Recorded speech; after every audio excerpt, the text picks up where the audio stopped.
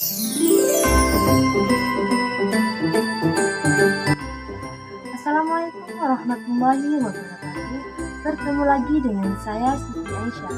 Nah, di video kali ini saya akan menjelaskan tentang persepsi.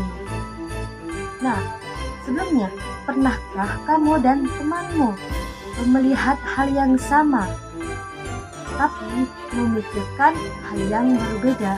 Ataukah pernahkah kalian penasaran dengan orang yang memandang sesuatu secara berbeda? Nah, hal itu disebabkan oleh persepsi. Nah, persepsi adalah proses yang dilakukan individu untuk mengorganisasikan dan mengimplementasikan pesan sensornya untuk memberikan makna pada lingkungannya.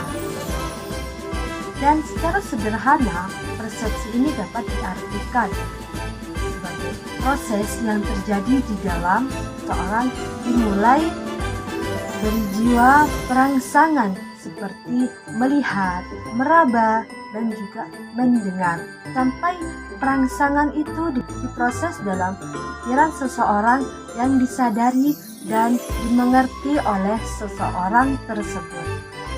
Jadi kita sebagai seorang individu, kita melihat seseorang itu melalui kesan sensori, yakni melihat, merasakan atau meraba, dan juga mendengar terhadap seorang atau perilaku seorang maupun objek sesuatu tertentu. Kemudian kita memberikan makna dari apa yang kita lihat maupun dengar. Dan persepsi ini ternyata penting dalam perilaku organisasi. Mengapa? Karena perilaku orang-orang dalam organisasi itu didasarkan pada persepsi mereka tentang realita yang ada, bukan berdasarkan pada realita itu sendiri. Maksudnya, apa yang dilihat itu belum tentu benar dan belum tentu terjadi. Lalu, apa yang membuat persepsi kita beda?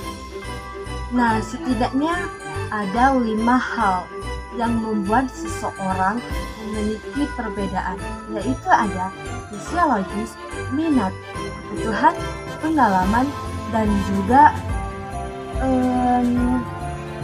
suasana hati. Dan untuk lebih jelasnya, mari kita bahas satu persatu. Yang pertama itu ada fisiologis, informasi yang masuk melalui alat indera. Selanjutnya, informasi yang diperoleh ini akan mempengaruhi dan melengkapi usaha untuk memberikan arti terhadap lingkungan sekitarnya. Dan kapasitas indera untuk mempersepsi setiap orang itu berbeda-beda, sehingga interpretasi terhadap lingkungan juga dapat berbeda. Nah, yang kedua itu adalah minat. Seseorang memiliki sejumlah energi yang dikeluarkan untuk memperhatikan dan memfokuskan pada bentuk fisik dan fasilitasi mental yang ada pada suatu objek. Nah, energi tiap orang itu berbeda-beda, sehingga perhatian terhadap objek juga berbeda, dan hal ini akan mempengaruhi persepsi terhadap suatu objek. Jadi yang ketiga, yaitu kebutuhan, yakni kebutuhan yang searah. Nah, faktor ini dapat dilihat dari mana kualitas seorang individu memberikan objek-objek atau kesan yang dapat memberikan jawaban yang sesuai dengan dirinya. Selanjutnya itu pengalaman dan ingatan.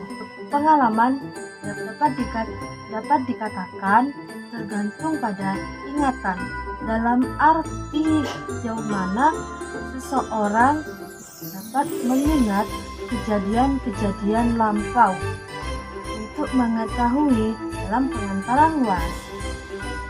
Dan selanjutnya itu yang kelima, yaitu suasana hati. Keadaan emosi itu mempengaruhi keadaan seseorang. Nah, mood ini dapat menunjukkan bagaimana perasaan seseorang pada waktu yang dapat mempengaruhi bagaimana seseorang dalam menerima reaksi dan mengingat. Nah, mungkin hanya itulah beberapa hal yang bisa saya sampaikan pada video ini. Nah, kenapa persepsi seseorang itu berbeda-beda?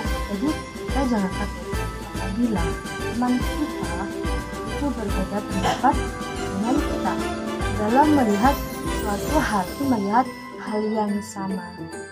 Baik, cukup sekian dari saya. Kurang lebihnya saya minta maaf. Semoga bermanfaat. Wassalamualaikum warahmatullahi wabarakatuh.